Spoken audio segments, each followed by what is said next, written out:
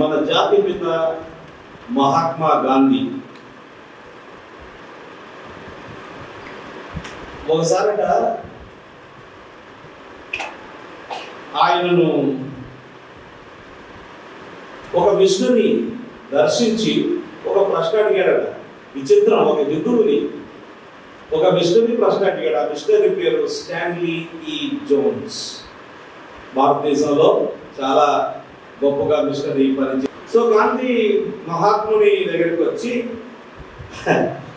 ఒక మిషనరీ ఒక హిందువుని అడుగుతూ ఉన్నాడు, క్రీస్తు కొరకు భారతదేశాన్ని సంపాదించాలంటే ఏం చేయాలి? ఇదే ప్రశ్న అనిపించింది నాకు చదివితే. అడుగుతారా? ఆయన కూడా చాలా చక్కగా జవాబిచ్చాడు. 4 విషయాలు చేయాల్సి ఉంటుంది స్టాన్లీ జోన్స్. మీరు క్రీస్తు కొరకు భారతదేశాన్ని సంపాదించుకోవాలి అంటే సువార్త ప్రకటించి అనేకులను యేసు వైపు తిప్పాలి అంటే 4 విషయాలు చేయాలి. మొదటిది, let Christians live like Jesus.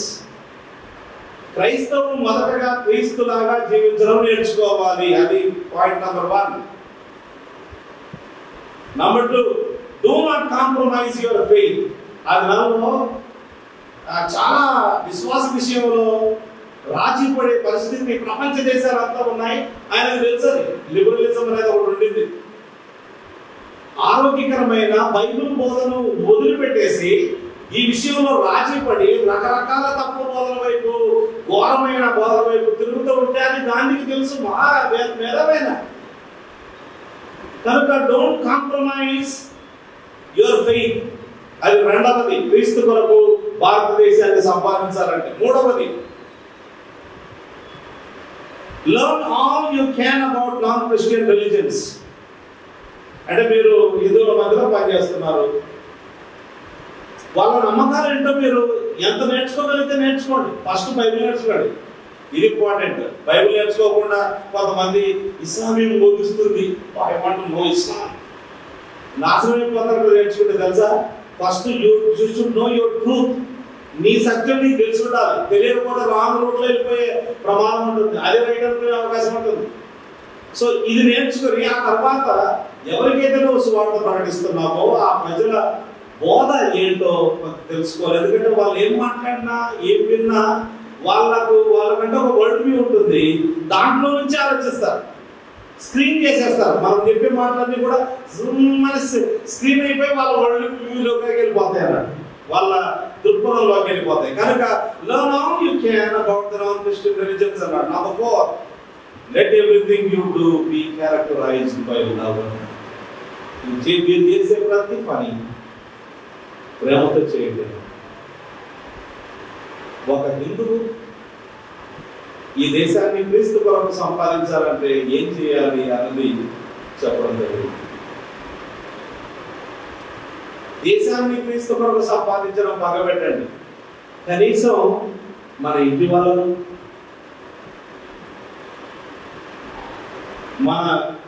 మన బంధువులను, మన ఇరుగు పొరుగు వారిని, మన స్నేహితులను క్రీస్తు కొరకు సంపాదించడం ప్రారంభించాలి. ఈరోజు అలాంటి పని చేసిన ఒక వ్యక్తిని వచ్చి మనం నేర్చుకోబోతున్నాం. యోహాను సువార్త 1వ అధ్యాయం. యోహాను సువార్త 1వ అధ్యాయం 43 నుంచి 51వ వచనం వరకు. 43 నుంచి 51. మరునాడు ఆయన గలిలయకు వెళ్ళగోరి ఫిలిప్పును కనుగొని నన్ను వెంబడించమని అతనితో చెప్పాను. ఫిలిప్పు బేత్సయిదా వాడు, అనగా అంద్రేయ, పేతురు అనువారి పట్టణపు కాపురస్తుడు.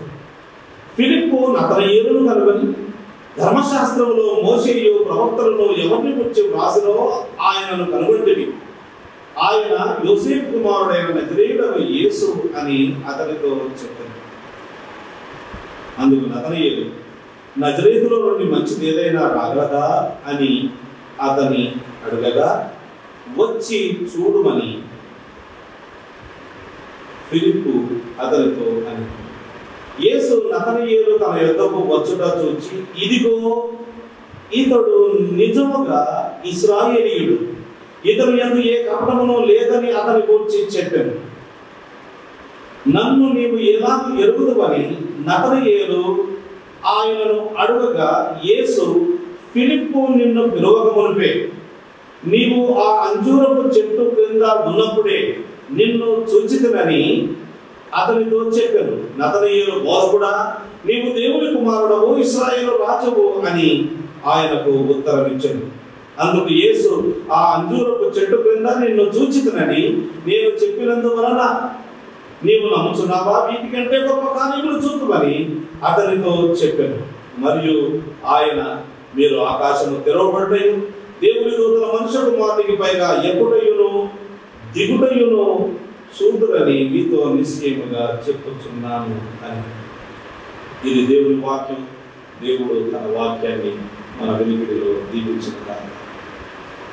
మరునాడు అనంటే అంతకంటే ముందు ఏం జరిగిందో మనకు తెలిసి ఉండాలి.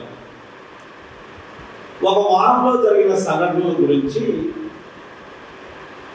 యోహాను భక్తులు రాస్తూ ఉన్నారు. యేసు ప్రభు జీవితంలో ఒక వారంలో, ప్రారంభ దినాల్లో ఒక వారంలో జరిగిన సంఘటన. మొదటి రోజు కొంతమంది యెరూషలేము నుంచి వచ్చి యోహానును ఆయన గుర్తింపు విషయమై అడిగారు. నీవెవరు అని అడిగారు. ఆయన చెప్పాడు. అది 1వ రోజు. ఆ తర్వాత రోజు యేసు ప్రభు ఇలా వస్తూ ఉంటే యోహాను దగ్గరికి, ఇదిగో లోక పాపములు మోసుకొని పోము దేవుని గొర్రెపిల్ల అని చెప్పడం జరిగింది. 29వ వచనంలో ఆ మాట ఉంది. ఆ తర్వాత 35వ వచనం, మరునాడు మరలా యోహానును అతని శిష్యులు ఇద్దరు నిలుచుండగా అతడు నడుచుతున్న యేసు వైపు చూస్తూ, ఇదిగో దేవుని గొర్రెపిల్ల అని చెప్పడం జరిగింది. అలా చెప్పగానే ఆ ఇద్దరు శిష్యులు యోహాను వదిలిపెట్టేసి యేసు ప్రభువును వెంబడించారు. అదే కదా యోహాను జీవిత ఉద్దేశం. యేసు ప్రభువుకు శిష్యులను తయారు చేయడమే ఆయన జీవిత ఉద్దేశం. తన కోసం శిష్యుల్ని తయారు చేసుకోవడం కాదు. అంచేత వాళ్ళు యోహాను వదిలిపెట్టేసి యేసు ప్రభువును వెంబడించారు. ఆ ఇద్దరు ఎవరో కాదు, ఈ యోహాను సువార్త రాసిన యోహాను భక్తులు. అలా ఈయన ఈ పుస్తకంతో పాటు 1వ యోహాను, 2వ యోహాను, 3వ యోహాను ఆయన రాశాడు. ప్రకటనలో కూడా ఆయన రాశాడు. అంటే 5 పుస్తకాలు ఆయన. ఆ తర్వాత అంద్రేయ, ఆండ్రూ అంటారు కదా ఇంగ్లీష్లో, అంద్రేయ, వారిద్దరు యేసును వెంబడించారు. అంద్రేయ వెంటనే తన సహోదరుడైన సీమోను పేతురు దగ్గరికి వెళ్ళి, మేము మెస్సీయను కనుగొన్నాం అని చెప్పారు. అదే ఆయన యేసు ప్రభువును నమ్ముకున్న తర్వాత రెండు సంవత్సరాలు మంచి ఇవాంజలిజంలో బాగా ట్రైనింగ్ తీసుకుని ఆ తర్వాత స్టార్ట్ చేయలేదు. యేసు ప్రభువును నమ్ముకున్న తర్వాత ఇక ట్రైనింగ్ తర్వాత పనికి వస్తుంది.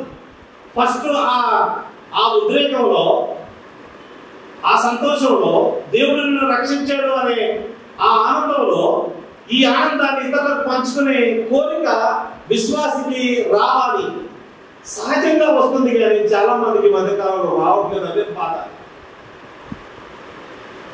మేము యేసుప్రభువును నమ్ముకున్న దినాల్లో చాలా విపరీతంగా యేసుప్రభువును నమ్ముకుంటే ఊరుకుంటే మనిషి ఎవరికో చెప్తూనే ఉంటారు. ఇంట్లో ఉండే వాళ్ళకు ప్రార్థన చేస్తారు, వాళ్ళకి చెప్తారు, బయటలో చెప్తారు. అలా చెప్పాడు మహా గొప్ప వాడైన పేతురును, గొప్ప ప్రసంగికుడైన పేతురును, శిష్యకర్మలో నాయకుడిగా మార్చబడిన పేతురును అంద్రేయ ఏం పెద్ద గొప్పడే కాదు. అంద్రేయ రక్షణలోనికి నడిపించడం జరిగింది. ఆ మరునాడు జరిగిన సంగతి అంటే ఇక్కడ ఒకటి తర్వాత ఒకటి ఏం జరుగుతూ ఉంది. యేసు ఎవరో అన్న విషయం తెలుసుకొని వెంటనే ఇతరులకు చెప్తున్నారు. యోహాను తన శిష్యులకు చెప్పాడు, లోకానికి అందరికి చెప్పాడు, ఆయన వెంబడించే వాళ్ళకి అందరికి చెప్పాడు, ఇదిగో లోక పాపములు మోసుకొని పోవు దేవుని గొర్రెపిల్ల, మీరు ఆయన వైపు చూడాలని చెప్పాడు. ఆ తర్వాత తన శిష్యులతో చెప్పాడు, ఇదిగో దేవుని గొర్రెపిల్ల, ఆయన వెంబడించండి అని చెప్పాడు. ఆ వెంబడించిన వాళ్ళు ఊరుకోకుండా ఇందులో చెప్తూ ఉన్నారు. చూడండి, లింక్ ఆగడం లేదు. ఇప్పుడు మర్నాడు ఆయన గలిలయకు వెళ్ళబోరు. యేసు ప్రభు గలిలయ ప్రాంతానికి వెళ్ళబోరు. ఇప్పుడు యోర్దాను దగ్గర ఉన్నాడు. గలిలయ ప్రాంతానికి, అంటే సౌత్ లో ఉన్నాడు. ఇస్రాయల్ దేశంలో మ్యాప్ చూస్తే సౌత్, ఎప్పుడైనా సౌత్ డౌన్ ఉంటుంది, నాకు తప్పుడు గుర్తుపెట్టుకోవాలి. ఓకే, ఈస్ట్ ఇటువైపు, వెస్ట్ ఇటువైపు. సో సౌత్ లో ఉన్నాడు, నార్త్కి వెళ్ళాలి. వెళ్ళమని ఆయన వెళ్ళకూడదు ఉంటే దారిలో ఎక్కడో ఏమో తెలియదు, ఎక్కడో తెలియదు, ఫిలిప్పును కనుగొని నన్ను వెంబడించుము అని అతనితో చెప్పాడు. మనం గమనించాల్సిన విషయం ఏంటంటే, రక్షణలో దేవుడు ఆల్వేస్ ఫస్ట్. పాపి అయిన మానవుడు దేవుణ్ణి వెతకలేడు, వెతకడు అని. దేవుని వెతకవాడు లేడు, ఒక్కడును లేడు అని వ్రాయబడింది. ఆదాము హవ్వలు పాపం చేసి దేవుని వెతకలేదు, దేవుడే మనల్ని వెతుక్కుంటూ వచ్చాడు. ఎంత దయామయుడో చూడండి, మన దేవుడు ఎంత దయామయుడు. మనుష్య కుమారుడు నశించిన దానిని వెతకి రక్షించడానికి వచ్చాడు. మరి కొంతమంది వెతికినట్టుగా కనబడుతుంది అంటే, దేవుడు వాళ్ళలో ఆల్రెడీ కార్యం చేసి లోపల కార్యం చేస్తుంటే వాళ్ళు బయటకి ఆ విధంగా కనబడతారు. Always God is first. Bible clear గా చెబుతుంది, దేవుని వెతకవాడు లేడు, ఒక్కడు లేడు. అయితే దేవుడు మానవుని వెతుక్కుంటూ. ఇక్కడ ఇది గుడ్ న్యూస్. యేసు ప్రభువే వెతుక్కుంటూ వచ్చాడు, ఫిలిప్పును కనుగొన్నాడు, నన్ను వెంబడించుము అని చెప్పాడు. ఫాలో మీ అని అన్నాడు. He just followed.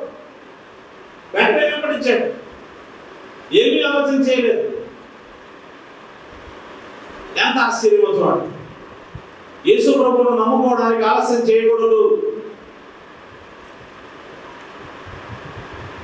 ఇప్పుడు కాదులే, ఇంకొకసారి అని అంటే ఇంకొక అవకాశం నీకు వస్తుందో రాదో నీ జీవితంలో తెలియదు. నేడు బైబిల్ అంటుంది, నేడు అను శబ్దము నీవు వింటుండగా, అనే మాట నీవు వింటుండగా నీ హృదయాన్ని కఠినం చేసుకోవద్దు. ఇదే రక్షణ దినం, నేటి అనుకూలమైన సమయము, ఇదే రక్షణ దినము అని వ్రాయబడింది. రేపటి గురించి నీవు సిద్ధపడవు, రేపటి దినము దాన్ని గురించి సిద్ధపడుతుంది. రేపేమి సంభవించడమో నీకు తెలియదు.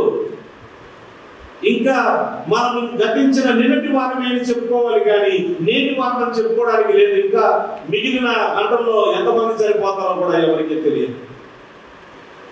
ఓ లెక్క ప్రకారం గంటకు దాదాపుగా 10 నుంచి 11 వేల మంది చచ్చిపోతారు. కనుక ఎవ్రీ అవర్, అంటే నేను ప్రసంగం ప్రారంభించి ముగించే లోపల ఒక 10,000 మంది చచ్చిపోతారు. No guarantee. రక్షణ పొందడానికి యేసు ప్రభువు నిన్ను ప్రయాసపడి భారం మోసుకున్న సమస్త జనులారా నా యొద్దకు రండి, నేను మీకు విశ్రాంతిని అనుగ్రహిస్తానంటే, ప్రేమతో పిలుస్తూ ఉంటే ఆ యేసు క్రీస్తు ప్రభువును నమ్మడానికి, మేము వెంబడించడానికి తాత్సారం చేయకూడదు. సాధారణ రేపు అంటాడు, యేసు క్రీస్తు ప్రభువు పరిశుద్ధాత్మ దేవుడు నేడు అంటాడు. అది గుర్తుపెట్టుకోవాలి. రేపు నీ జీవితంలో రావచ్చు, రాకపోవచ్చు. ఫిలిప్పును కనుగొని నన్ను వెంబడించమని అతనితో చెప్పాను. ఈ ఫిలిప్పును గురించి కొంత వివరణ ఇస్తూ ఉన్నాడు. ఫిలిప్పు బేత్సయిదా వాడు. బేత్సయిదా అనే ఒక చిన్న పట్టణం. ఆ పట్టణం నజరేతుగా 10 కిలోమీటర్ల దూరంలో ఉంటుంది బేత్సయిదా. ఈ బేత్సయిదా వాడు ఈయన. ఈ బేత్సయిదా వాడు అని మళ్ళీ ఇంకా కొంచెం వివరించాడు. అనగా అంద్రేయ, పేతురు అను వారి పట్టణపు కాపురస్తులు. అంటే వీళ్ళందరూ ఒకటే ఊరు. అంద్రేయ, పేతురు అన్నదమ్ములు కదా. వాళ్ళని బేత్సయిదానే, కానీ వ్యాపారం నిమిత్తం బేత్సయిదా వదిలిపెట్టేసి కపెర్నహూముకి వచ్చి కపెర్నహూములో ఇల్లు కట్టుకొని కపెర్నహూములో స్థిరపడ్డారు. ఇప్పుడు మనలో చాలా మంది ఆయా ప్రాంతాల నుంచి వచ్చారు. ఒరిజినల్ గా హైదరాబాదీస్ ఎవరో ఇక్కడ తెలియదు నాకు. బాలమణ అంటే ఒరిజినల్ హైదరాబాద్ అని తెలుసు నాకు. అంటే ఆమె ఇతరులు కూడా హైదరాబాదీస్. పట్నం పల్లెటూరు నుంచి రాలే, ఆమె పట్టణస్తురాలు. అందులో సికింద్రాబాద్ స్టేషన్ ఏరియా. సో నిక్కచ్చి ప్యూర్ హైదరాబాద్ ఏమంటే బాలమణ అంటే. మనమంతా ఆయా ప్రాంతాల్లో నుంచి వచ్చి ఇక్కడ ఉద్యోగాల నిమిత్తమో చదువుల నిమిత్తమో వచ్చి ఇక్కడ స్థిరపడిపోయి ఇల్లు కట్టుకొని ఇక్కడ ఉండిపోయాం. అట్లాగా పేతురు, యోహానులు కూడా ఉన్నారు. కాకపోతే వాళ్ళ ఊరు, మీ ఊరేది అంటే ఆ ఊరు చెప్పుకోవాలి. ఇప్పుడు చెప్పుకోవట్లేదు పిల్లలు. మా నాన్న మా పిల్లలు అడిగొచ్చినప్పుడు మీ ఊరేది, హైదరాబాద్ చెప్తారా, లేకపోతే మా సొంత ఊరు లక్ష్మీపురం అని చెప్తారా? కర్నూలు చెప్పకూడదు, పెద్దల కోపం.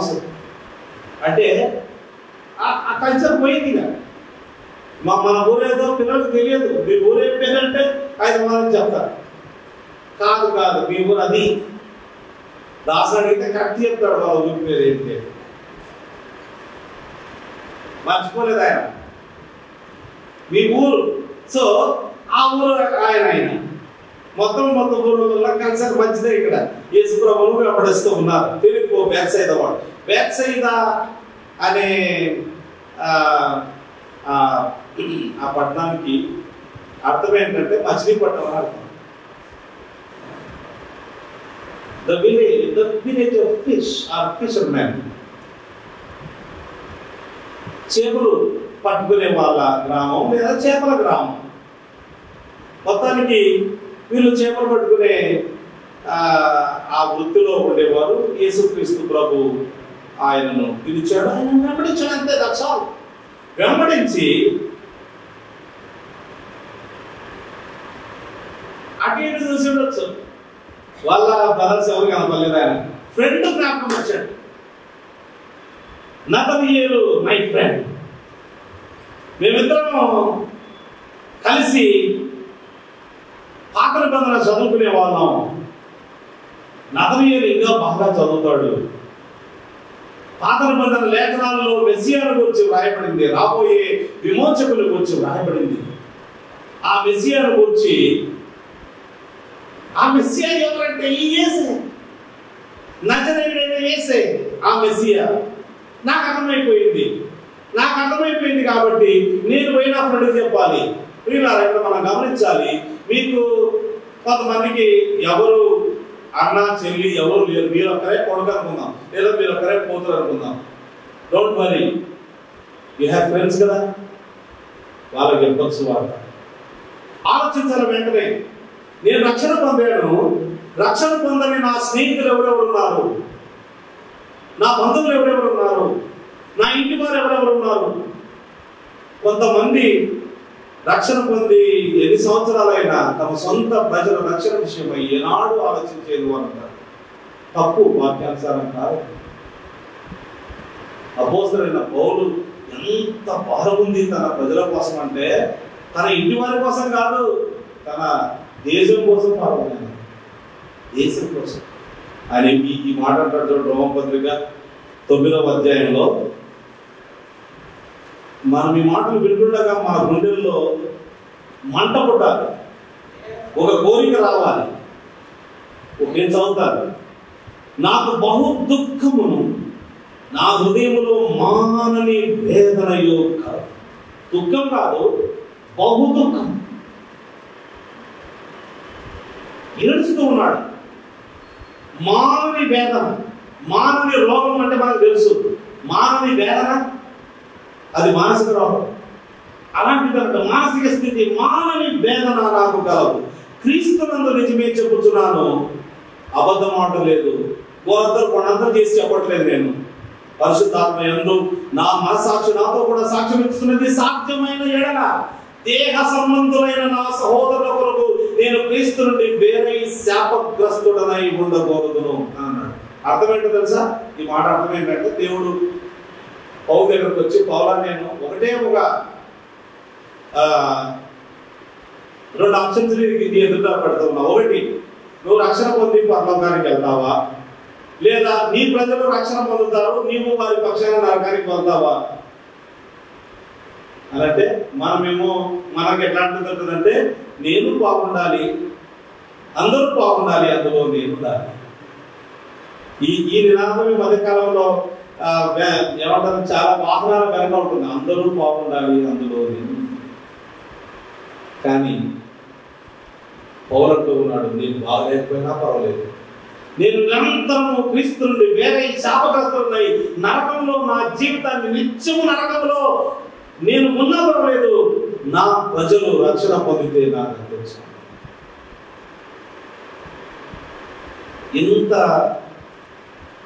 ఇంత తీవ్రతలో, కనీసము ఆయన తీవ్రతలో 1% అయినా మనకు తీవ్రత ఉందా? మీ ఇంట్లో రక్షణ పొందని వాళ్ళ గురించి మీకు ఏమాత్రము ఎప్పుడైనా చీమ పుట్టినంత నేను అనిపించిందా?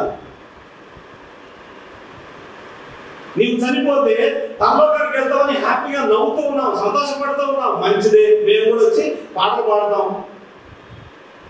పరలోకము నా దేశము అని పాటలు పాడతాం. కానీ నీ పిల్లలు నరకానికి వెళ్తుంటే, నీ భార్య నరకానికి వెళ్తుంటే, నీ భర్త నరకానికి వెళ్తుంటే, నీ అన్నదమ్ములు నరకానికి వెళ్తూ ఉంటే కొంచెమైనా బాధ కలగదా? నిత్యము వేరైపోతారు. ఇంకెన్నడూ కలవరు జీవితంలో. కలవకపోవడం ఒక విషయం అయితే, నరకం అంటే ఆరని ఎగిరే తీరని బాధ. అగ్నికుండంలో పడేస్తారు, కాలుతూనే ఉండాలి, కానీ మనసు చచ్చిపోడు.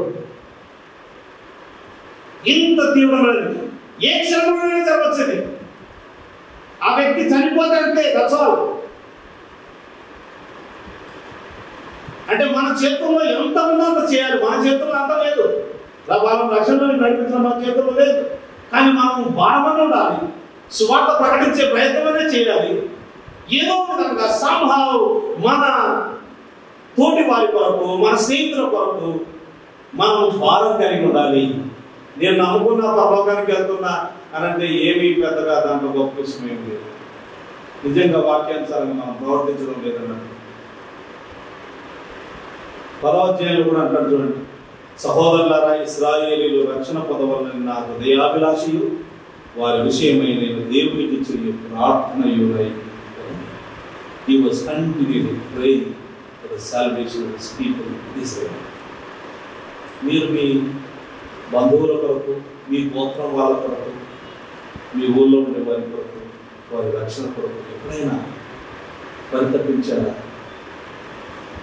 C.H. Spurgeon అనే ఒక గొప్ప దైవజనుడు 150 ఏళ్ళ క్రితం ఆయన అన్నాడు, have you no desire for the salvation of others? Be sure you may not be saved అన్నాడు. Make sure you may not be saved.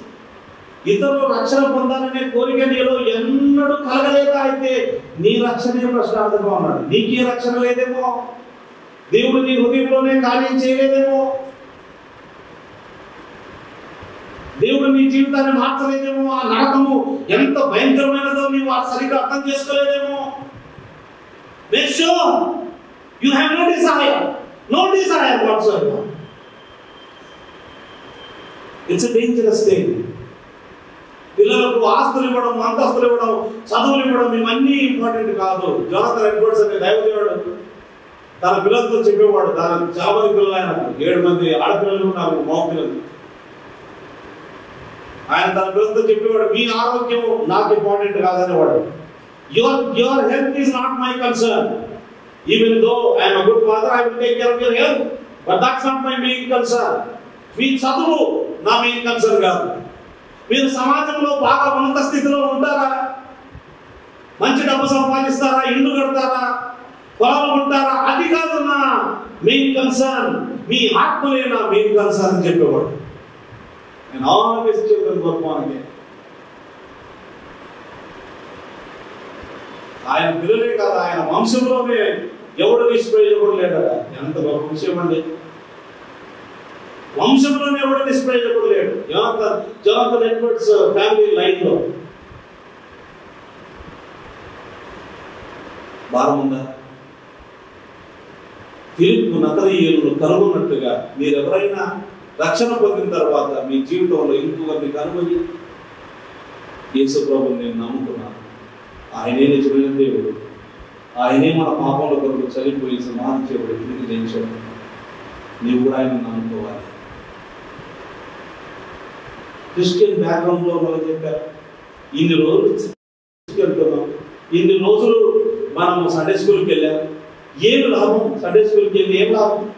చర్చికి వెళ్ళి ఏం లాభం? ఇంతకాలం ఇంతవరకు విన్న ఈ వాక్యాన్ని మనం పాటించలేదు. ఇప్పటికైనా ఆలోచన చేద్దాం. దేవుడు ఇంకా నిన్ను బ్రతికి అంటే నువ్వు చనిపోకుండా చేశాడు, నీవు బ్రతికే ఉన్నావు. ఇప్పుడైనా యేసు ప్రభువుని నమ్ముకో. ఇది చాలా, ఇది మనం చేయాల్సిన పని. నతనీయులను కనుగొని ధర్మశాస్త్రములో మోషేయు ప్రవక్తలను ఎవరిని గూర్చి రాశారో ఆయనను కనుగొంటిమి. అంటే ఆల్రెడీ గ్రూప్ లో చేరిపోయాడైనా, అంద్రయ్య, పేతురు వాళ్ళ గ్రూప్లో చేరిపోయాడు. యేసు ప్రభు యొక్క శిష్యగణంలో చేరిపోయాడు.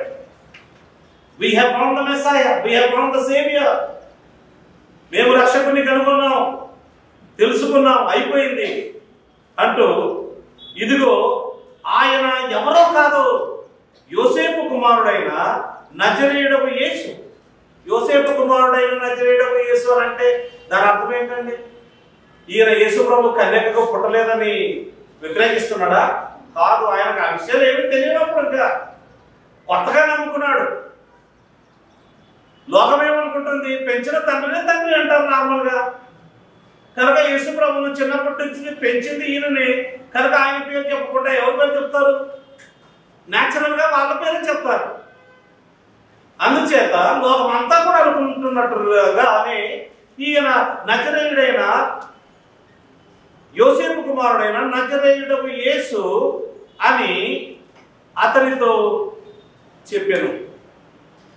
అందుకు నతనయేలు, నజరేతులో నుండి మంచిది ఏదైనా రాగలదా అని అతను అడగగా ఆయన అన్నాడు, నజరేతులో నుంచి మంచిది ఏదైనా రాగలడా? ఎంత గొప్ప, అసలు మెస్సియా నజరేతులో నుంచి వచ్చాడంటున్నావు, నజరేతులో నుంచి మంచిది ఏదైనా రాగలదా? ఎందుకన్నాడు ఈ మాట అంటే, ఆ దినాల్లో పాత నిబంధనలో పెద్ద దీన్ని గురించిన ఏమంటారు ప్రస్తావన లేదు. ఆ తర్వాత యేసు ప్రభు కాలంలో యూదా మత నాయకులు ఉంటారు కదా, వాళ్ళు రాసిన గ్రంథాలు కానీ, ఈ ఇంటర్ టెస్టమెంటల్ పీరియడ్ పాత నిబంధనలకు కొత్త నిబంధనలకు మధ్యకాలంలో రాయబడిన గ్రంథాల్లో కానీ దీని ప్రస్తావనే లేదు. నోబడి కేర్స్ దట్ విలేజ్, ఎవరు కేర్ చేయరు. Very insignificant place. ఆ పేరు కూడా ఎవరు చెప్పుకోవడానికి పెద్దగా ఇష్టపడరు. అంచేత ఏమైనా రాగలదా అని ఆ విధంగా నార్మల్గా అందరికీ ఉండే మనస్సే వాళ్ళకు ఉంటుంది కదా, కనుక ఆయన కూడా అలాగే ఉండింది. ఉండి ఆయన ఆ మాట అంటూ ఉన్నాడు, నజరేతులో నుండి మంచిది ఏదైనా రాగలదా?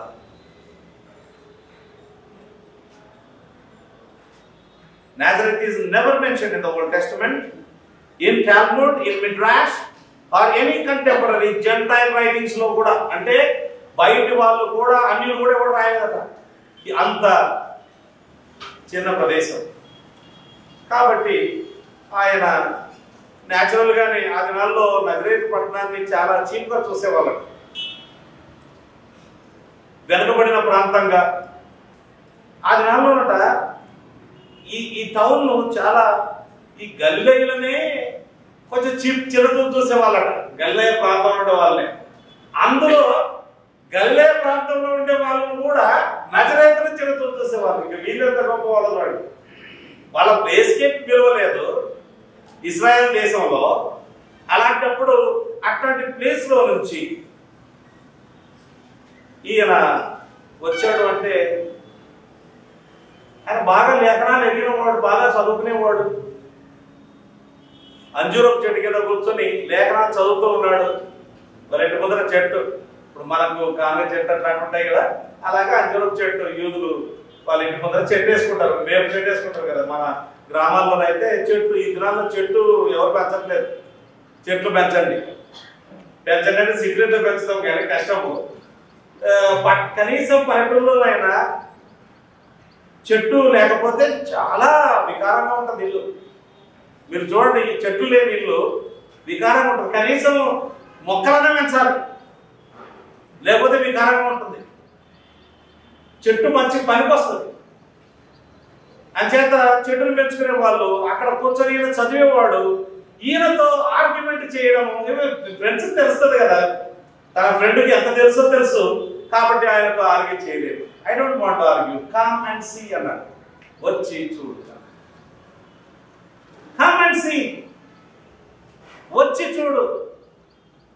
మనం కూడా we don't have to argue with people, you can just invite them, వచ్చి చూడు అని చెప్పొచ్చు. ఎక్కువగా మీకు తెలియకపోతే తెలిసిన వారి దగ్గరికి నడిపించడం మంచిది, వాళ్ళతో మాట్లాడించడం మంచిది, లేదా చర్చికి తీసుకుని రావడం మంచిది. వాళ్ళు విని విని సువార్త వినప్పుడు ఎవరు రక్షణ పొందరు. వినడం వల్ల విశ్వాసం కలుగుతుంది. యేసు ప్రభువుని గురించి నా మాటలు చెబుతూ ఉంటే మనుషుల్లో విశ్వాసం పడుతుంది. కనుక చర్చికి రావాలి. మీ ఇంట్లో చర్చికి రాకపోతే మీరు కలవరపడాలి. ఆ విషయం చర్చికి వచ్చేటట్టు చూడాలి, ప్రయత్నం చేయాలి, అడగాలి, బతిమాలుకోవాలి, ఏదో ఒకటి చేయాలి. ఐస్ క్రీమ్ తినిపించాలి పిల్లలకైతే. somehow see that your children come to the church. ఫిలిప్పు ఆ విధంగా చేశాడు. చేయగానే యేసు నతనయేలు తన యొద్దకు వచ్చుట చూచి నతనయేలు కూడా వెంటనే రెస్పాండ్ చేశాడు. కానీ ఇమీడియట్ గా రెస్పాండ్ చేస్తున్నారు. ఇక్కడ సువార్త వినగానే వాళ్ళు రెస్పాండ్ చేస్తున్నారు, తెలుసుకోవడానికి రెస్పాండ్ చేస్తున్నారు. వెంబడించి బోధకుడా నీవు ఎక్కడ ఉంటావు అని యోహాను అంద్రేయ అడిగారు. వచ్చి చూడమన్నాడు యేసు ప్రభు. ఆయన వెంట వెళ్ళారు, ఆయనతో పాటు కూర్చున్నారు, చాలా సమయం గడిపారు. వారు యేసుక్రీస్తు ప్రభు యొక్క మాటలు విన్నారు. ఆ విధంగా ఎక్కడా కూడా తాత్సారం లేదు. మనం నేర్చుకునే పాఠం ఇక్కడ ఏంటంటే తాత్సారం చేయొద్దు. మళ్ళీ ఒకసారి జ్ఞాపకం చేసుకుందాం. తాత్సారం చేయొద్దు. యేసు ప్రభువును వెంబడించడానికి వాయిదాలు వేయొద్దు. వాయిదాలు వేస్తే హృదయం కఠినమైపోతుంది. ఈరోజు గట్టిగా మెత్తగా ఉన్న హృదయం రేపు కూడా మెత్తగా ఉండదు, కఠినమైతుంది. కనుక వాయిదాలు వేయకుండా చూసుకోవాలి, జాగ్రత్త పడాలి అన్న విషయాన్ని మనం ఇక్కడ గమనిస్తూ ఉన్నాం. నతనయేలు గురించి మనం చూస్తూ ఉన్నాం. నతనయేలు గురించి యేసు ప్రభువు చెబుతున్నాడు, ఇదిగో ఇతడు నిజముగా ఇశ్రాయేలీయుడు, ఇతని యందు ఏ కపటమును లేదని అతని గురించి చెప్పాను. There is no hypocrisy in him. Upright man. ఆయన ఫిలిప్పు యేసు ప్రభువుని గురించి చెప్తే నజరేయుడకు యేసే, యోసేపు కుమారుడైన నజరేయుడకు యేసే మెస్సియా అని చెప్పినప్పుడు ఈయన ఎందుకులే, ఆయన కొంచెం చాలా జాగ్రత్తగా మాట్లాడతారు. అట్లాంటివి ఏం లేవు, జస్ట్ ఉన్నట్టుగా. Can there be any good coming out of Nazareth? A open-hearted man. ఆ విధంగా ఏ కపటము లేకుండా ఉన్నవాడు అని ఆయన వచ్చి సాక్ష్యం ఇచ్చాడు. దీని మీద ఎన్నో ప్రసంగాలు చేస్తారు, కానీ ఇప్పుడు నా ఉద్దేశం అది కాదు. నా ఉద్దేశం ఒకటే ఉంది. అదేంటంటే విశ్వసించిన వారు ఇంకోరిని కనుక్కోవాలి, సువార్త చెప్పాలి. వారు వాదిస్తే నీకు తెలియకపోతే తెలిసిన వారి దగ్గరికి నడిపించాలి. కామెంట్స్ లేకపోతే మంచి పుస్తకాలు ఇవ్వాలి. Something somehow see that you cannot do it yourself, see that they come and come to the right person on right place. నీవు నన్ను ఎలాగూ ఎరుగుదువని నతనయేలు ఆయన అడగగా యేసు ఫిలిప్పు నిన్ను పిలువక మునిపే నీవు ఆ అంజూరపు చెట్టు కింద ఉన్నప్పుడే నేను చూచుతున్నాను అతనికి వచ్చి. యేసు ప్రభువు సర్వజ్ఞాని, ఆయనకు అదే తెలుసు. నువ్వు చెట్టు కింద కూర్చో, అంజూరపు చెట్టు కింద కూర్చొని ఉన్నప్పుడే తెలుసు. నాకు ఫిలిప్పు నిన్ను పిలువకుంటే తెలుసు. మనమెవరో మనకు తెలియకపోయినా దేవునికి తెలుసు, అన్నీ తెలుసు. నువ్వు ఎక్కడున్నావో తెలుసు, నువ్వేం చేస్తున్నావో తెలుసు, ఏం ఆలోచన చేస్తున్నావో తెలుసు, ఏం పనులు చేస్తున్నావో తెలుసు, నువ్వు చేసే మంచి తెలుసు, నువ్వు చేసే చెడు తెలుసు, నువ్వు చదువుతున్న బైబుల్ తెలుసు, నువ్వు చూస్తున్న టీవీ ప్రోగ్రామ్స్ తెలుసు, లేకపోతే నువ్వు చూస్తూ ఉన్న సెల్ ఫోన్లో నువ్వేమేమి చూస్తున్నావో తెలుసు. యేసు ప్రభువుకి వెళ్ళిందంటే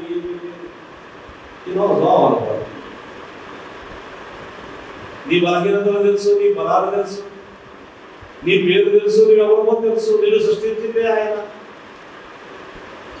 సమస్తము ఆయన మూలముగా కలిగి ఉన్నదేది ఆయన లేకుండా కలగలేదు. యోహాను 1వ అధ్యాయంలో రాశాడు కదా మాట. He knows everything about it. అన్నీ తెలిసి ఆయన నిన్ను పిలుస్తూ ఉన్నాడు.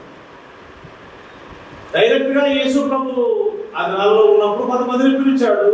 వాళ్ళు వెళ్ళి వేరే వాళ్ళని తీసుకుని వచ్చాడు. యేసు ప్రభు సీమోను పేతురును డైరెక్ట్ గా పిలవలేదు. వాళ్ళ సోదరుని పిలిస్తే సోదరుడు వెళ్ళి సీమోను పేతురును తీసుకుని వచ్చాడు. కొంతమంది డైరెక్ట్గా సువార్త విని రక్షణ పొందే వాళ్ళు ఈ విధంగా ఉంటారు. కొంతమంది రక్షణ పొందిన తర్వాత వేరే వాళ్ళకి బయటకు వెళ్ళి వేరే వాళ్ళకి సువార్త చెప్పి వారిని తీసుకుని వచ్చేవాళ్ళు ఉంటారు. నతనయేలు బోధకుడా, నీవు దేవుని కుమారుడు. ఇప్పుడు అన్నాడు, నీవు దేవుని కుమారుడు. మళ్ళీ చాలా తీసుకెళ్ళి బోధలు ఉన్నాయి మన రాష్ట్రాల్లో, తెలుగు రాష్ట్రాలు. మనమందరం దేవుని కుమారుడు, యేసుప్రభువు కూడా దేవుని కుమారుడు. సమానమా? దేవుని కుమారుడు అనే మాటకు బైబిల్లో రకరకాల అర్థాలు ఉన్నాయి. ఒకటి, సన్స్ బై క్రియేషన్, అది ఒకటవ టైప్. Sons by creation.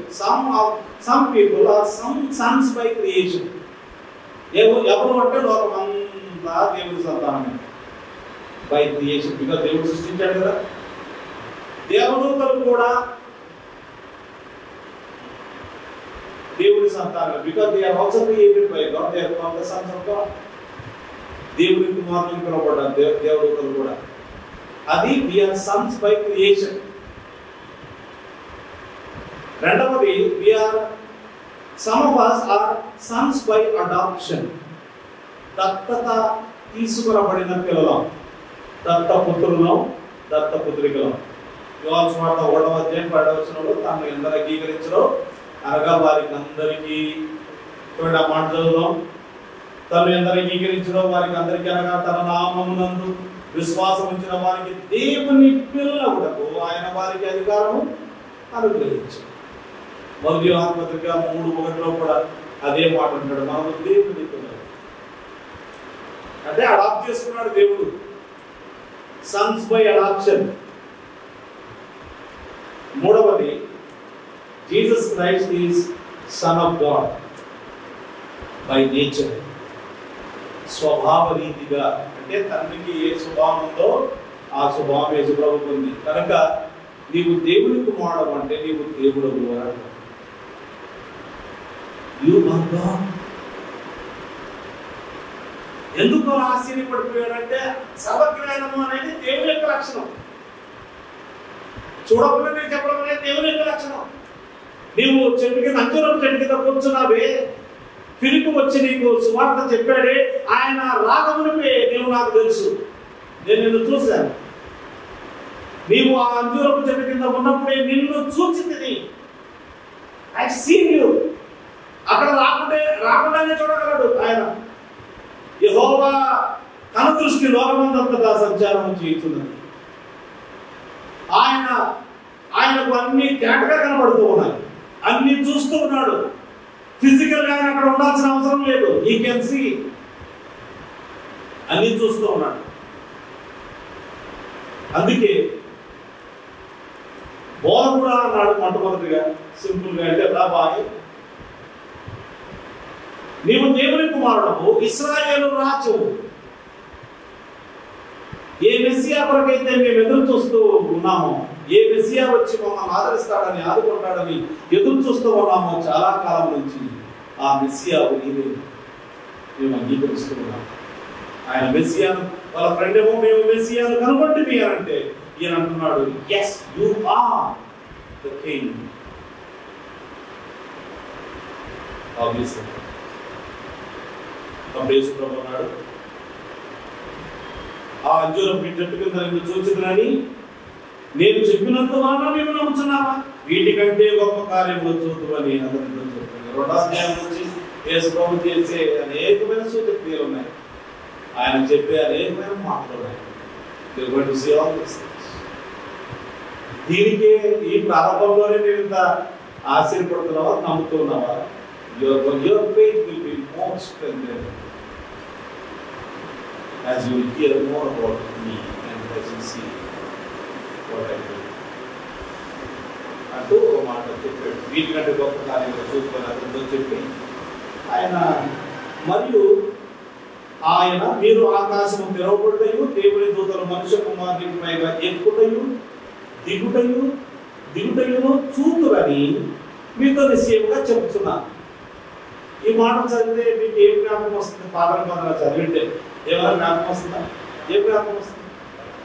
యాకోబు తన తల్లిదండ్రుల దగ్గర నుంచి అన్న చంపుతారని భయపడి ఓ కర్ర చేతి కర్ర తీసుకొని వాళ్ళ మామ ఊరికి ప్రయాణం అయిపోతూ ఉంటే సాయంకాలం అయింది, పడుకోవాలి కదా, ప్రయాణం కొనసాగించలేదు. ఒక చోట రాయి తీసుకుని కలగడగా తీసుకుని పడుకున్నాడు, ఎక్కడిపోయాడు కాబట్టి ఆ కళలో ఆకాశానికి భూమికి వేయబడింది, దాని మీద దేవుడు ఎక్కుతున్నారు. ఇక్కడ ఇదెందుకు తీసుకొని వచ్చాడు అంటే ఇతడు నిజముగా ఇశ్రాయేలీయుడు అని అంటాడు. ఈ విధంగా తీసుకొచ్చాడంటే మీ పితరుడైన యాకోబు అతడు మోసగాడు, కానీ అతన్ని ఇశ్రాయేలుగా మార్చాడు. నీవు నిజముగా ఇశ్రాయేలు, నీలో మోసం లేదు, నీలో పాపం లేదు. ఆ ఇశ్రాయేలుకు కలిగిన దర్శనం నేనే, ఆకాశానికి భూమికి నిచ్చెనను నేనే. I am the only link. ఎవరైనా తండ్రి యొద్దకు రావాలి అంటే నా ద్వారానే. నేనే మార్గమును, నేనే సత్యమును, నేనే జీవమును, నా ద్వారానే తప్ప ఎవడను తండ్రి యొద్దకు. పేతురు అంటాడు, చూడండి అపోస్తలుల కార్యములు 4వ అధ్యాయం 12వ వచనం, మరి ఎవని వలనను రక్షణ కలగదు. వింటున్నారా? యేసు ప్రభువును నమ్ముకోకపోతే ఇంకొక మార్గం ఏమైనా ఉందా? క్లారిటీ లేదా ఈ మాటలు? ఇంకో మరి ఎవరి వలనను రక్షణ కలగదు, ఈ నామముననే మనం రక్షణ పొందవలను. ఎవరు ఈ నామం ఉంది? ఇక్కడ యేసు ప్రభువుని గురించి ప్రకటించొద్దని చెప్తూ ఉంటే చెప్తూ ఉన్నాడు. ఇక్కడ ఆయన నామమునే ప్రకటిస్తారు, ఎందుకంటే ఈ నామమునే మనము రక్షణ పొందవలను. కానీ ఆకాశము క్రింద మనుషులలో ఇవ్వబడిన, ఆకాశం కింద అంటే భూలోకం అంతటా మీరు చుట్టొస్తే ప్రతి దేశం ఆకాశం మీదనే ఉంటుంది. నువ్వు ఏ దేశానికి వెళ్ళినా, ఏ దేశంలో, భారతదేశంలోనే కాదు, ఏ దేశంలో ఇంకో మార్గం లేదు. పరలోకానికి వెళ్ళడానికి ఏకైక మార్గం యేసు ప్రభువు మాత్రమే. ఎందుకు? ఆయన ఒక్కడే నీ పాపముల కొరకు చనిపోయాడు, నీ పాపములకు ఆయన మూల్యం చెల్లించాడు.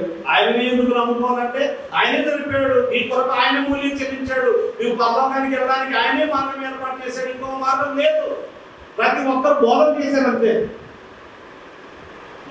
ఇది ఇలా చేయి, అలా చేయంటే ఇది ఎలా ఉంటుందంటే, బావిలో ఒక వ్యక్తి అనుకోకుండా పడిపోయాడు, వాడికి ఈత రాదు, ప్రాణం పోతుంది, కేకలేస్తూ ఉన్నాడు.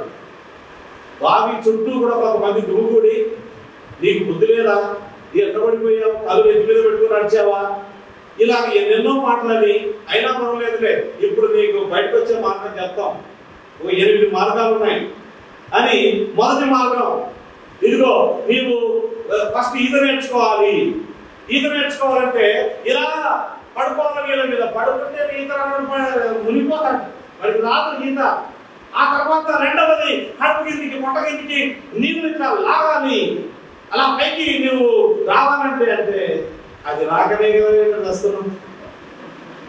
కనుక వచ్చి బోధనకు పనికిరావు. అందుకే యేసు ప్రభు నిన్ను నన్ను నీ దీన స్థితి నా దీన స్థితి చూచి జాలిపడి పరలోకము విడిచి భూలోకానికి వచ్చి, నీవు నేను పరలోకానికి కావలసినంత నీతి మనలో ఎవరికి లేదు, ఆ పరిశుద్ధత మనలో ఎవరి దగ్గర లేదు. మనమంతా శాపగ్రస్తులమని రాయబడింది. ధర్మశాస్త్రంలో రాయబడిన ప్రతి దానిని, చిన్నది పెద్దది, ప్రతి దానిని నెరవేర్చని ప్రతి వాడు శాపగ్రస్తుడని రాయబడింది. We are all cursed people and going to hell. అలాంటి పరిస్థితుల్లో ఉంటే యేసుక్రీస్తు ప్రభు ఏం చేశాడో తెలుసా? మన కోసం ధర్మశాస్త్రాన్ని సున్నప్పుడు అంతా నెరవేర్చి నీతిని సంపాదించాడు, పరిశుద్ధతను సంపాదించాడు, పరలోకానికి పనిపోయేటట్టుగా చేశాడు. మన పక్షాన ఆయన ఆ విధంగా చేశాడు. ఆ తర్వాత మనం ఎన్నో తప్పు చేశాం, ఎన్నో పాపాలు చేశాం, దేవునికి వ్యతిరేకంగా తిరుగుబాటు చేశాం.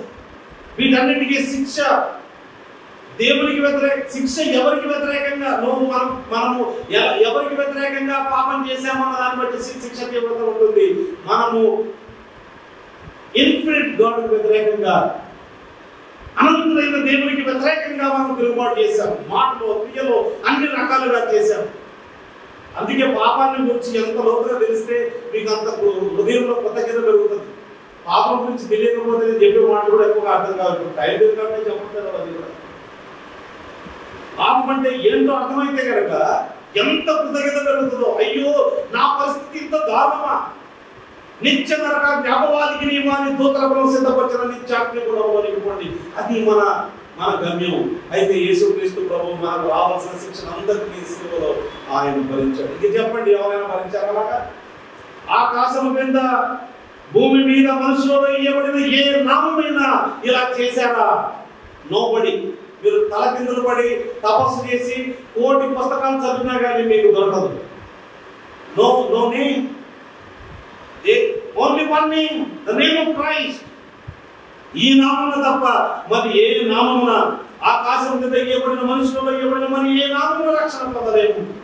యేసు ప్రభువు అన్నాడు, నేనే మార్గం, నేనే సత్యం, నేనే జీవం, నా ద్వారా తప్ప ఎవరు తండ్రి. I am the link. I am the only link. Not just the link, but only link. Link between heaven and earth. దేవుని గురించి ఎలా రక్షణ పొందాలో తెలుసుకోవాలి అంటే యేసు ప్రభు దగ్గరికి రావాలి. ఆయన గురించిన సత్యాలు వినాలి. వినకుండా you have no salvation WhatsApp. Is only దేవుడు ఒక్కడే. దేవునికి నీ నల్లకు మధ్యవర్తి ఆయన క్రీస్తు యేసును. యేసు ప్రభు లేకుండా, అందుకే మనం యేసు ప్రభు నామములో ప్రార్థిస్తున్నామంటే ఏదో ఒకలాగా ప్రార్థనలు రాజుకోవాలి ఒక మాట అనుకోవాలి అని అనడం లేదు. యేసు ప్రభు లేకుండా డైరెక్ట్గా నువ్వు దేవుని సన్నిధికి చేరే అవకాశమే లేదు. ప్రార్థన చేసే అవకాశమే లేదు. ఆయన తండ్రి అనే అవకాశమే లేదు. ఆయన నడుపుకునే అవకాశమే లేదు. There is no way you can go only through the Lord Jesus. యేసు ప్రభు ద్వారానే, ఆయన పాపరహిత జీవితము ద్వారా, ఆయన పాపభరిత మరణము ద్వారా, ఆయన పాపాన్ని జయించి తిరిగి లేచిన పునరుత్థానము ద్వారా, ఆయన ద్వారానే నీవు తండ్రి సన్నిధానంలోనికి వెళ్ళగలుగుతావు.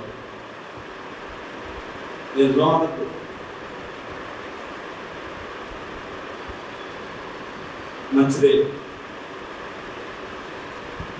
ఇది నతనీయులు అన్నాం కదా, ఎవరి నతనీయులబ్బా? యోహాను సువార్తలో తప్ప ఆయన మిగతా సువార్తల్లో సమదృక్పథ సువార్తలు అంటారు. Synoptic gospels, Mattayi, Mark, Luka సమదృక్పథ సువార్తలు. సినాప్టిక్స్ లో you don't see his name. అంటే ఎవరో కాదు, ఇలా భర్తలోమయ్యి, భర్తలోమయ్యే నతనీయులు, నతనీయులు భర్తలోమయ్యి. భర్తలోమయ్యి అంటే సన్ ఆఫ్ గోల్మాయ్ అన్నాడు. It's a surname. Nathaniel is a proper name. యేసు ప్రభు శిష్యగణంలో బర్తలోమయ్య అని ఆయన ఉంటాడు. ఇంగ్లీష్లో ఎడబడుతారు తెలుసా? బర్తలోమయ్య అన్నారు, బర్తలోమయ్య కాదు. అందుకే when you read English you should also hear, audio వినాలి. ఎందుకంటే మనం ఇంగ్లీష్ చర్చ్ కాదు కదా మనకి. కాబట్టి మీరు రాంగ్గా చదివే అవకాశం ఉంది. ఇంగ్లీష్ మీడియం చదివి బైబిల్ వాడే వాళ్ళు బర్తలోమయ్య కాదు, బర్తలోమయ్య. సో ఆయనే ఈయన యేసు ప్రభు శిష్యగణంలో వచ్చేవారు. ఒకరు ఇంకొకరిని తీసుకొని వస్తున్నారు, ఇంకొకరు తీసుకొని వస్తున్నారు. మొదట ఒక ఆయన యోహాను యాకోబుని తీసుకొని వచ్చాడు. నో రిటన్ రికార్డ్, కానీ యాకోబు కూడా యేసు ప్రభువుని నమ్ముకున్నాడు. యోహాను యాకోబు ఇద్దరు అన్నారు. పేతురు అంద్రేయ ఎట్లా అన్నారు, యోహాను యాకోబు అన్నారు. సో ఇట్లా ఒకరు నమ్ముకుంటే ఆగిపోలేదు, ఇంకోటి తీసుకొని వచ్చాడు.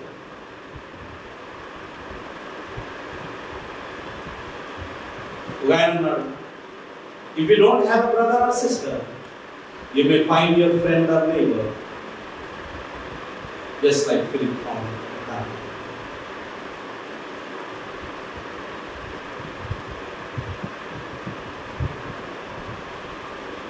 బైబిల్ సువార్త చెప్పడం ఈజీ, ఇంటి వాళ్ళకి సువార్త చెప్పడం అవునక మరి ఇంటి వాళ్ళకి సువార్త చెప్పాలి అని ఎవరు చెప్పాల్సిన అవసరం లేదు. వాస్తవానికి అవసరమా? నా కొడుకు, నా కూతురు, మా అన్న, మా చెల్లి, నా భార్య, నా భర్త దేవునికి వేరై జీవము లేకుండా నిరంతరము అగ్ని గంధకులతో మండు గుండములో వారు కాలుతూనే ఉంటారంటే, ఈరోజు కొంచెం కాలు నొప్పి వస్తేనే పోయి అనారోగ్యం వచ్చింది హాస్పిటల్లో పడ్డారంటే ఎరపోతున్నాం అంటే మా అక్కతో దిగబోతున్నా. ఓ అంత ప్రేమనా,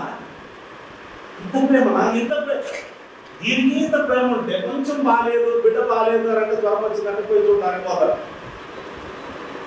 మంచిదే, అది ప్రేమ, good, those things are good. కానీ అంతకంటే ఎక్కువగా ఒక వ్యక్తి రక్షణ పొందాలి అని ఉండాలి. అదే నిజమైన ప్రేమ, ట్రూ లవ్ అదే.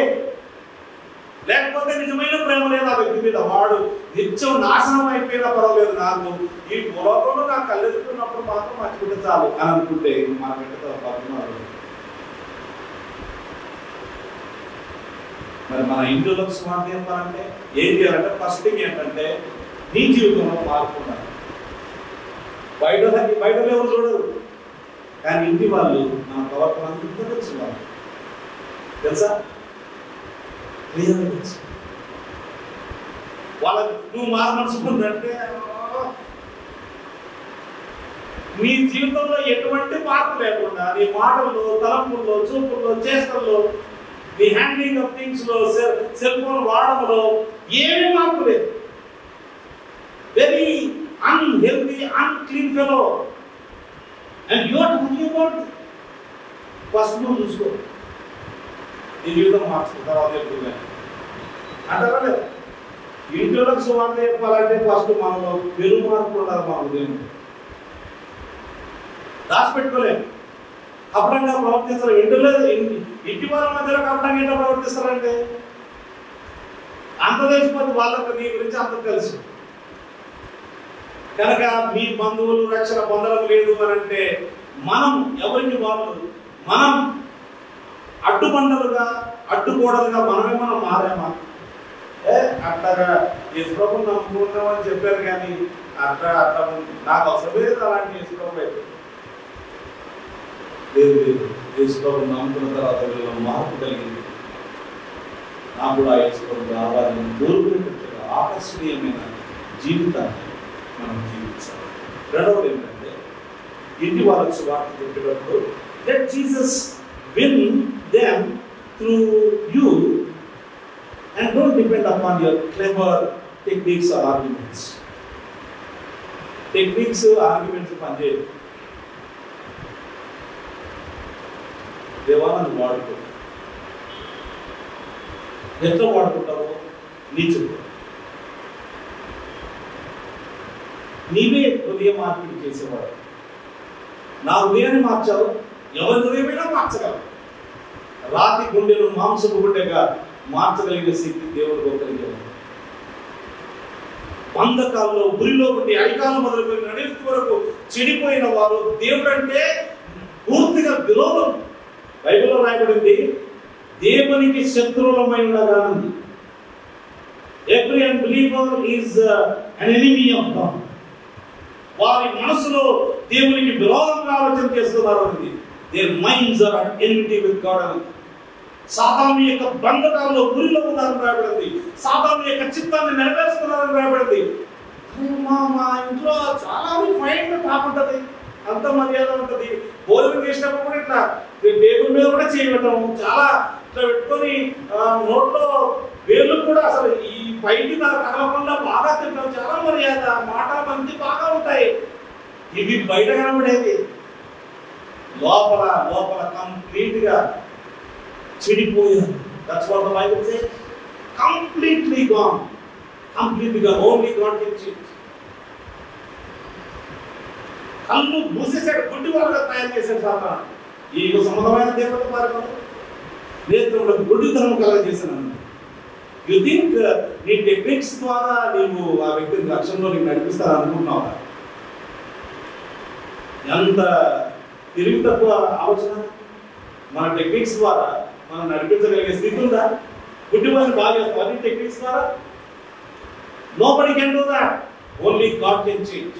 కనుక దేవుడి మీద ఆధారపడదాం, ప్రార్థించేద్దాం, దేవుడిని అడుగుదాం, సంభవ అవకాశాలు ఇవ్వమని చెప్తాం.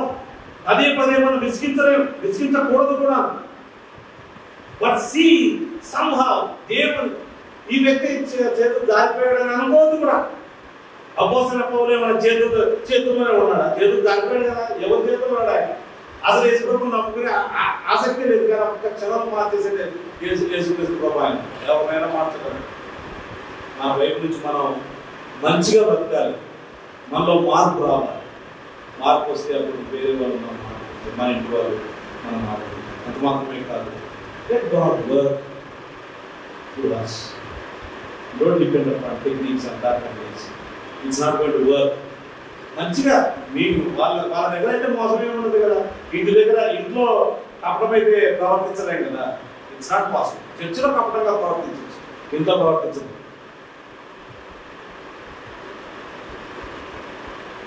చివరిగా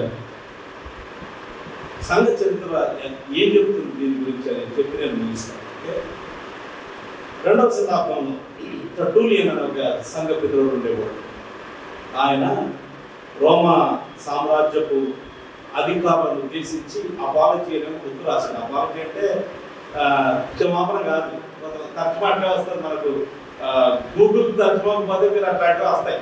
ఓకే, గూగుల్ తర్జుమా is not first word. Okay, apology అంటే డిఫెన్స్ అని అంటాం. Defence of Christian faith. ఈ వాజ్ డిఫెండింగ్ క్రిస్టియానిటీ. క్రిస్టియానిటీ తప్పు, క్రిస్టియానిటీ మోసగాలు అది అనుకుంటే అలా కాదు అని చెప్పడం కోసమని ఆయన రాస్తే విధంగా అన్నాడు, we are but of yesterday. English వచ్చిన వాళ్ళు ఏం చేయండి. Okay, we are but of yesterday and we have filled every place among you, cities, islands, fortresses, towns, marketplaces, the very camp, tribes, companies, palace, senate, forum. We have left nothing to you but the temples of your gods. And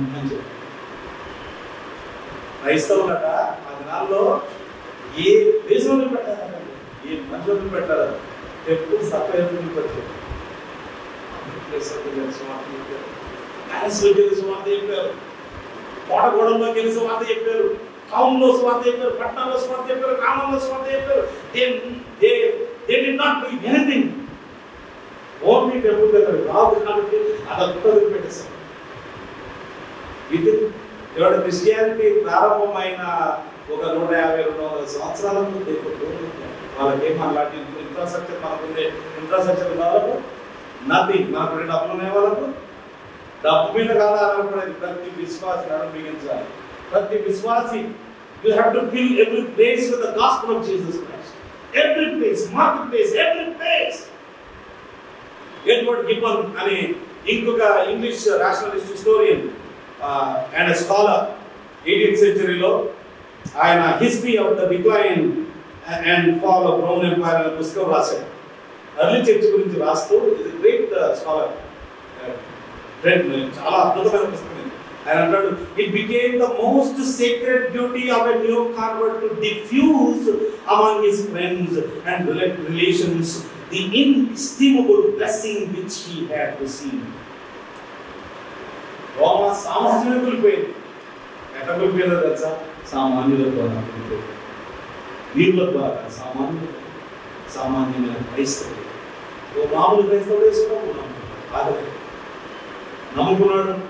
యేసు ప్రభువులో ఉండే ఆనందం, యేసు ప్రభువులో ఉండే సంతోషం, యేసు ప్రభువులో ఉండే అద్భుత, యేసు ప్రభువులో ఉండే ఆధిక్యత అంతా కూడా ఊరికి ఉండకుండా చెప్పల శక్తిను మహిమాయుక్తమైన ఆ ఆనందాన్ని పొందుకొని వారు వెళ్ళి వేరే వాళ్ళకి చెప్పారు. ది రిఫ్యూజ్డ్ అంటే దాని అర్థమైతే spread over a wide area between large numbers of people. Wide over, wide ఎక్కడ పడితే అక్కడ సువార్తను ప్రకటించగలుగుతారు. ఎవరు చేశారు? నాట్ పాస్టర్స్, గుర్తుపెట్టుకోవాలి. Not evangelists. It's a common people. It became the most sacred duty of a new convert to diffuse. Sacred duty, పవిత్రమైన కర్తవ్యంగా భావించారు వాళ్ళు. ఇది నా పవిత్రమైన కర్తవ్యం, దీన్ని నేను నెరవేర్చాను. లాస్ట్ ఆఫ్ మాట కారణ ఆయన పేరు church historian. He is not sympathetic to Christianity, liberal fellow. He doesn't believe in the Bible, doesn't believe in the deity of Christ, ఏమి నమ్మడు. అలాంటి వ్యక్తి ఎక్స్పాన్షన్ ఆఫ్ క్రిస్టియానిటీ అనే పుస్తకంలో రాశాడు. We cannot hesitate to believe that the great mission of Christianity was in reality accomplished by means of informal missionaries. Missionaries ద్వారా కాదు సువార్త వ్యాప్తి చెందింది. ఇన్ఫార్మల్ మిషనరీస్ అంటే మనమే ఇన్ఫార్మల్ మిషనరీస్. మనకు ట్యాగ్ లేదు, మిషనరీ అనే ట్యాగ్ లేదు. నువ్వు ఉన్న ప్రదేశంలో మిషనరీ వాళ్ళ ద్వారానే సువార్త చెందింది. ఇది చరిత్ర సత్యం. నేను కట్టుగా ఏమని చెప్పినప్పుడు this is written in the books. These people are great scholars.